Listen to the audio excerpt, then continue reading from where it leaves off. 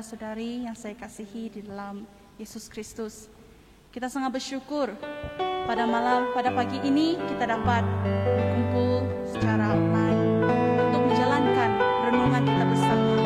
Saya percaya saudara-saudari sangat merindu akan firman Tuhan. Mari kita angkatkan lagu ini, Pribadi yang Mengenal Hatimu.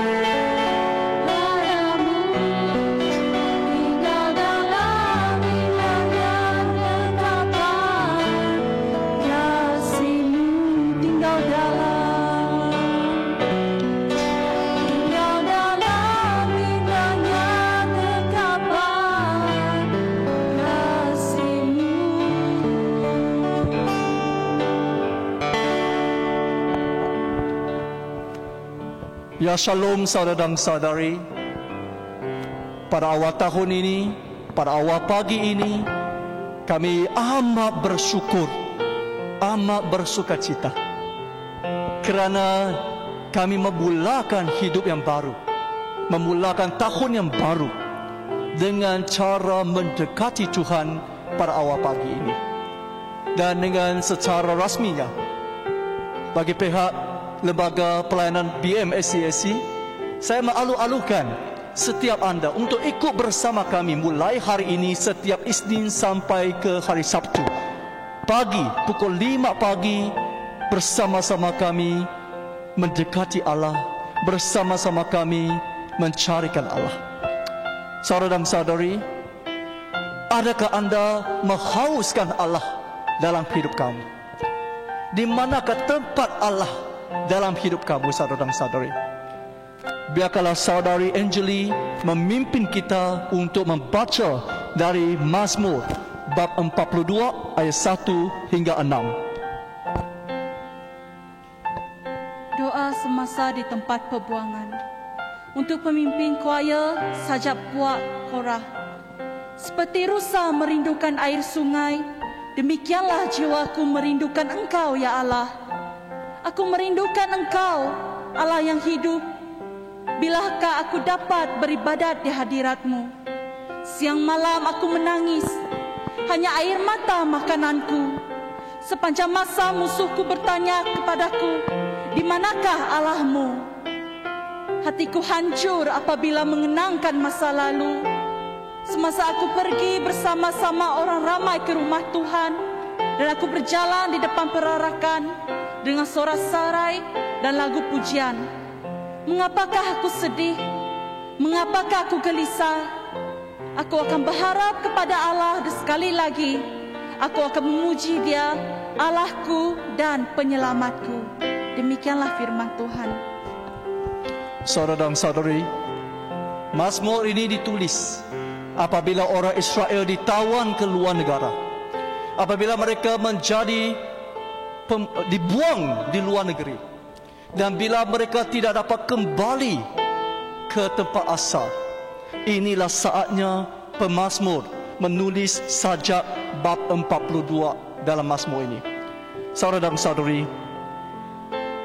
apabila kamu baca ayat ini, kamu boleh rasakan betapa besarnya kehausan pemazmur untuk datang ke hadirat Allah. Saudara dan saudari, walaupun diejek, walaupun diketawakan oleh orang lain, di sini dia kata apa? Seperti rusa merindukan air sungai, demikianlah jiwaku merindukan Engkau, ya Allah. Saudara dan saudari, pemazmur mengibaratkan hubungan manusia dan Allah itu seumpama hubungan antara rusa dan air. Pemazmur menggambarkan keperluan haiwan terhadap air itu. Itulah juga keperluan manusia terhadap Allah.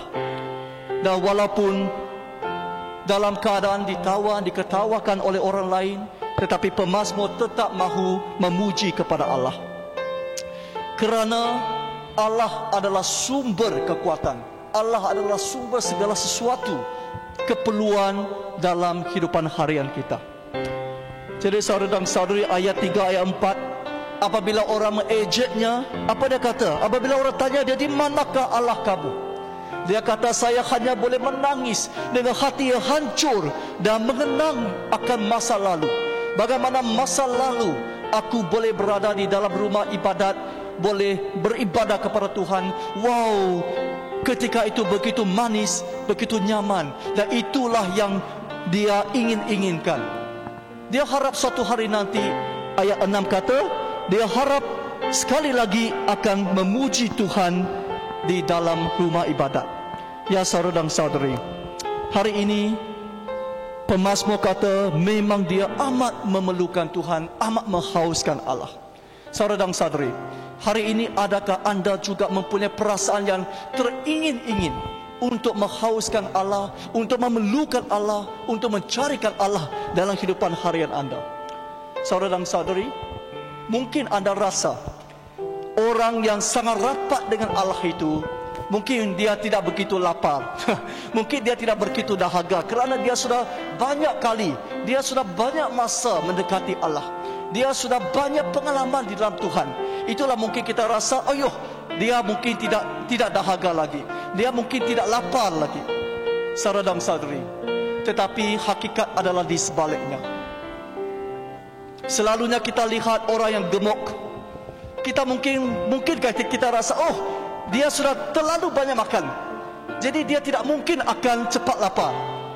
Tapi saudara dan saudari, pada hakikatnya, orang yang semakin banyak makan itu, orang yang semakin gemuk itu, semakin cepat lapar. Kenapa? Kerana dia sudah rasakan begitu indahnya, begitu baiknya makanan itu. Dia sudah tidak dapat berhenti-henti untuk memikirkan makanan seterusnya yang boleh dimakannya. Nah, saudara dan saudari, begitu juga hari ini, kalau kita betul-betul mengalami Allah, kalau kita betul-betul berada di dalam air hidup itu, sumber air yang hidup, berada di dalam hubungan dengan Allah yang begitu intim, dan kalau kita betul-betul dijamahi Allah, betul-betul bertemu dengan Allah, saya yakin saudara dan saudari, tidak ada seorang kata, oh, udahku, badukku, puas, sudah, saya sudah minum, sudah makan, sudah kenyang, tidak perlu Tuhan lagi. Adakah kamu akan cakap macam itu, saudara dan saudari? Patut tidak. Semakin kita merasakan kebaikan Allah dan keindahan Allah itu, semakin cepat kita menanti-nantikan pertemuan pada kali seterusnya. Amin, betul tak? Nah, saudara dan saudari, pada waktu saya susah hati, pada waktu saya kecewa, pada waktu saya dilukai, saudara dan saudari, saya selalu fikir, ayah, selaku seorang pastor Cina, kenapa pula saya macam dilontarkan, macam dipinggirkan, macam diutuskan keluar kandang, untuk melayani di antara orang pribumi, melayani di antara pelayanan BM. Dan apabila saya melayani di antara pelayanan BM, saya rasa saya sunyi sepi. Apabila saya bertemu dengan kawan-kawan Cina, pastor-pastor Cina yang lain, DS, bishop dan sebagainya, saya seolah-olah rasa saya ini tidak penting, saya ini watak kecil, saya ini seseorang pastor yang tidak lagi diperlukan oleh gereja. Itulah sebabnya saya dilontarkan di pelayanan BM. Tapi saudara dan saudari, apabila saya kembali ke depan Allah, Allah menjamahi hatiku, Allah menjamahi fikiranku. Allah bagi tahu saya, Nicholas, dalam tubuh badan kamu, mana satu organ yang paling penting? Tuhan tanya saya. Dalam tubuh badan saya ini ada banyak anggota. Mana satu anggota yang paling penting kamu rasa? Saudara dan saudari, kamu rasa dalam badan kamu, manakah anggota yang paling penting? Saya terfikir jawapannya adalah jantung. Saudara dan saudari, akhirnya Tuhan tanya saya, adakah jantung itu kelihatan? Adakah jantung itu boleh dilihat oleh orang lain? Bolehkah? Tidak. Nah, Tuhan bagi tahu saya, Nicholas, organ yang selalunya tidak kelihatan, itulah organ yang paling penting sebenarnya. Yang paling penting bukan mata, bukan hidung, bukan mulut, bukan telinga, bukan rambut yang boleh kelihatan, tetapi jantung yang tidak kelihatan, itulah organ yang paling penting. Wow, saudara dan saudari, saya dijamahi oleh Tuhan, dan saya dikuatkan semangat oleh Tuhan, dan saya mendapat kekuatan daripada Tuhan. Oh ya Tuhan, saya kata haleluya, puji Tuhan, rupa-rupanya saya sedang melakukan pelayanan yang paling penting di dalam kerajaan-Mu. Oh, saya bukan lagi pastor yang terbiar, saya bukan lagi pastor yang menjadi sampah kepada SCAC, saya bukan lagi pastor yang dipulaukan, dipinggirkan. Bukan, saya pastor yang ditempatkan untuk melakukan pelayanan yang paling penting dalam kerajaan Allah. Aminkah saudara dan saudari? Hari ini saudara dan saudari, saya ingin kongsikan, ini hanya salah satu pengalaman di mana saya dijamahi Tuhan, di mana saya bertemu dengan Tuhan, dan hidup saya diberikan semangat dan kekuatan. Nah saudara dan saudari, maksud saya ialah, kalau kita betul-betul mengalami Allah dalam hidup kita, adakah kemungkinan kita kata tak perlu lagi, saya sudah makan, saya sudah kenyang? Adakah? Tidak. Kita akan kata, ayo, begitu nyamai bertemu dengan Tuhan. Jadi saya akan menanti-nantikan saat seterusnya, kali seterusnya untuk bertemu lagi dengan Tuhan. Amin. Nah, saudara dan saudari, C.S. Lewis pernah berkata, aset terbesar kita adalah kekurangan kita. Semakin kita kekurangan, semakin kita ada potensi, semakin kita akan ada peluang untuk berjumpa dengan Allah. Saudara dan saudari, pengasas Methodist John Wesley setiap pagi pukul 4 bersujud di depan Tuhan, berdoa dengan begitu sungguh-sungguh selama 2 jam. Sehingga hari ini kamu kembali ke tempat tinggal asalnya di England, masih nampak di lantai sana ada 2 lubang yang macam lebih mendalam sikit. Itulah tanda berlutut oleh John Wesley. Mungkin ramai orang tak faham, ramai orang ingat, oh John Wesley itu kaya dari segi kerohanian, kan? Memang dia rapat dengan Tuhan, memang dia tokoh, memang dia pemimpin yang baik. Tapi saudara dan saudari, saya nak bagi tahu kamu, salah satu faktor yang membuatkan John Wesley begitu mencarikan Allah setiap pagi. Kamu tahu apa jawapan? Kalau kamu tanya saya tak tahu kamu setuju ke tidak. Kalau kamu tanya saya akan jawab, salah satu faktor yang penting ialah istrinya yang jahat. Istrinya yang jahat dan garang, sehinggalah hubungan perkahwinannya sebenarnya gagal, saudara dan saudari. Dia mungkin megah, dia mungkin kuat, dia mungkin pandai, dia mungkin tokoh di gereja, tapi dalam hidupannya dia begitu menderita bila berhadapan dengan istrinya yang dikatakan si harimau oleh dirinya. Saudara dan saudari, oleh kerana kegagalan perkahwinan itulah yang membuat John Wesley rasa dirinya naulih aku naulih sikit ku ngikat Tuhan, saya perlu Tuhan. Dan dia bersujud di depan Tuhan setiap pagi 2 jam, berdoa kuat-kuat bersungguh-sungguh.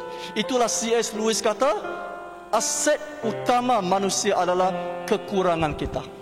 Saudara dan saudari, hari ini adakah kamu cukup lapar? Adakah kamu cukup kurang, saudara dan saudari?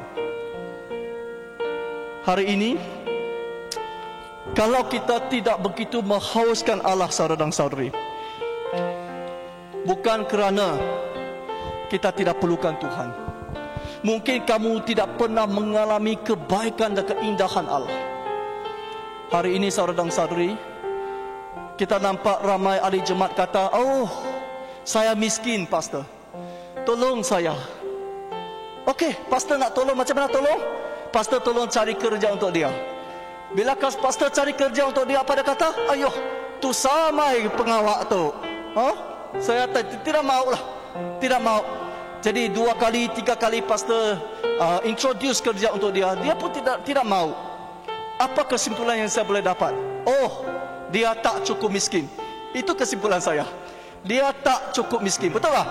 Kalau seseorang betul-betul terlalu miskin, ada 5 anak, 6 anak, tak ada nasi, tak ada makanan lagi, wah, hari-hari dia tunggu hujan yang turun, tunggu berkat yang datang. Mungkinkah dia tak mau kerja? Tak. Asalkan ada kerja, dia cepat-cepat bergegas untuk kerja. Betul tak? Kerana dia betul-betul haus, betul-betul lapar, betul-betul kurang, dan dia betul-betul perlukan kerja itu. Saudara dan saudari, hari ini kamu betul-betul laparkah? Kamu betul-betul kurangkah? Kamu betul-betul lemahkah, saudara dan saudari? Biarkanlah kita datang kepada Allah, dan biarkanlah Allah yang menjamahi kita, kerana hanya Allah yang boleh menjadi kepuasan kita. Jadi pada permulaan dalam awal tahun ini, saya menggalakkan dalam nama Yesus Kristus, saya menggalakkan saudara dan saudari, supaya kita betul-betul menjadikan Allah dalam nombor 1, menjadikannya sebagai nombor 1 dalam posisi hidup kita, supaya kita tahu kita sangat kurang. Aku tu nak ulih. Walaupun sudah banyak kali kata Malaysia boleh, masih tak boleh. kerana hanya Tuhan boleh. Jadi bolehkah kita cakap dengan Tuhan, oh Tuhan, aku naulie tu, nanti aku kediri naulie aku, saya perlukan Tuhan. Oh Tuhan, saya betul-betul lapar, saya betul-betul dahaga. Biarkanlah Engkau menjadi makanan harianku. Biarkanlah Engkau menjadi air hidupku. Saudara dan saudari, menghauskan Allah merupakan satu-satunya keutamaan kita dalam tahun ini. Biarkanlah Tuhan memberkati kita. Mari kita teruskan berdoa. Kita berdoa untuk diri sendiri, saudara dan saudari. Kita berdoa agar Tuhan mengampuni diri kita yang begitu tidak sensitif, yang begitu tidak menghauskan Allah dalam hidup tahun yang lalu. Mari kita mengakui dosa diri di depan Allah. Mari kita berdoa. Ya Allah Bapa kami di syurga, kami datang ke hadirat-Mu Bapa, kami ingin mengakui dosa kami. Kami tahu selama ini Bapa, kami begitu tidak mencarikan Engkau. Kami begitu tidak menghauskan Engkau. Mungkin hidup kami telah pun dipenuhi oleh kepuasan-kepuasan yang lain. Bapa kami mohon agar Engkau mengasihani kami Bapa pada awal tahun ini, pada tahun 2022 ini Bapa. Biarkanlah kami mengalami titik perubahan yang besar dalam hidup kami, supaya kami mulakan tahun yang baru ini dengan mengutamakan Engkau, dengan menghauskan Engkau. Hanya Engkau yang boleh memenuhi dan memuaskan kami Bapa. Terima kasih Bapa. Ampunilah kami yang celaka, yang tak baik, yang mengkhianati, yang menyedihkan, yang mengecewakan kamu selama ini. Dalam nama Yesus Kristus yang Maha Berkuasa kami berdoa. Amin. Seterusnya saudara dan saudari, berdoalah untuk diri sendiri supaya kita bertekad di depan Tuhan untuk tahun yang baru ini jangan mengulangi lagi sejarah-sejarah yang tak baik. Pengajaran yang paling besar dalam sejarah ialah manusia tidak mengambil pengajaran yang sepatutnya. Hari ini COVID masih berleluasa. Berdoa untuk diri sendiri, oh Tuhan, dalam tahun yang baru ini saya bertekad tiap-tiap pagi bangun awal, mendekati-Mu, mencari-Mu, mengagungkan-Mu dalam hidup diriku. Kalau kamu ada apa-apa kesulitan, suka tidur, malas bangun, ataupun isteri kamu, suami kamu yang selalu pegang kamu, tak suruh kamu bangun, doa supaya Tuhan membantu kamu menakluki segala kesulitan itu untuk mencari Allah setiap pagi. Mari kita berdoa untuk diri sendiri. Ya Allah Bapa kami yang di syurga, Bapa kami datang hadirat Tuhan. Saya ingin menyerahkan diri saya dalam tengah Tuhan.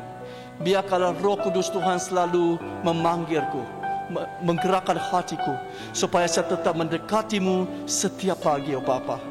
Biarpun walaupun kadang-kadang saya malas mau bangun, biarkanlah Roh Tuhan mengampuni saya dan mendesak saya supaya saya bangun awal dan tetap berjumpa dengan Engkau pada setiap pagi. Hanyalah Engkau yang saya perlukan, yang saya ingini, yang saya hauskan dalam hidupku. Dalam nama Yesus Kristus kami berdoa. Amin.